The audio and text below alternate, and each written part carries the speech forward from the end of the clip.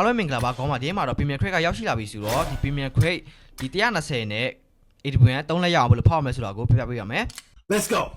ပထမဆုံးအနေနဲ့ကျွန်တော်တို့ skin ဖောက်မယ်ဆိုရင်တော့အရင်ဆုံးနည်းနည်းလေးရုပ်ဆိုးအောင်လုပ်ရပါမယ်အရင်ဆုံးမွဲသေးနေတဲ့ဟာလေးပုံစံလေးဖြစ်သွားအောင်လုပ်ရပါမယ်ပြီးတော့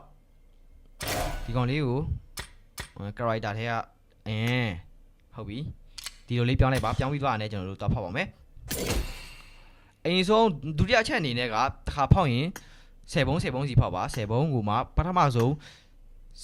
အပုံ50အထိကိုပထမဆုံးအပုံ50အထိကို skin နဲ့ချပါ okay 10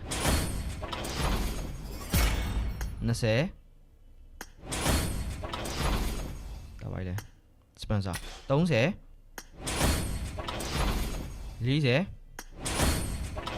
50 okay 50ပြည့်သွားပြီဆိုရင်ကျွန်တော်တို့ဟောပေါ့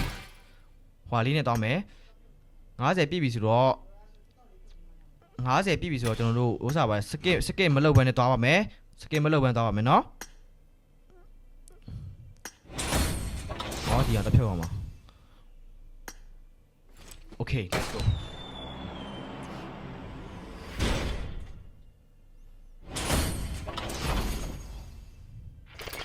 okay โอ้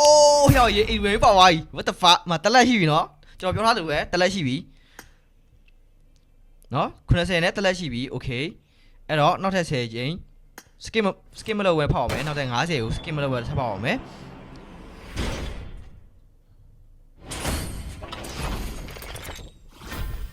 ရတယ်အဆင်ပြေတယ်ဒါဘယ်ကောင်ဟိုးစားလားသူ့ရဲ့ grenade လား okay 80အခုက90မြောက်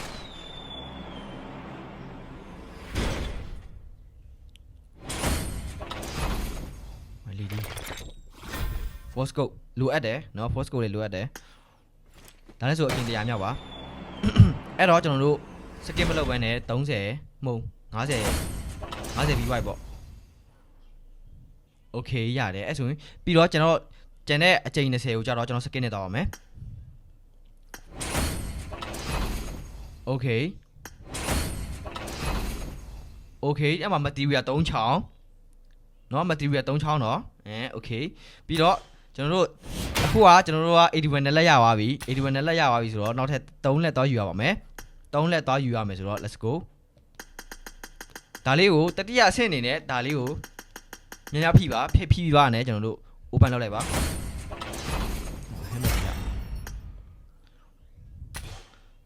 ဘာဖြစ်ဗျာနောက်ထပ်အဲ့လိုများဖိဗျာများဖိပြီးပါနဲ့ open လုပ်လိုက်ပါ okay ဆိုတော့ကနှစ်လက်နဲ့ပဲကျင်နေပါတယ်เนาะနှစ်လက်နဲ့ဆိုပေမဲ့လည်း material 3ချောင်း free ရပါတယ်တော်တော်မိုက်ပါတယ်ဒီတော့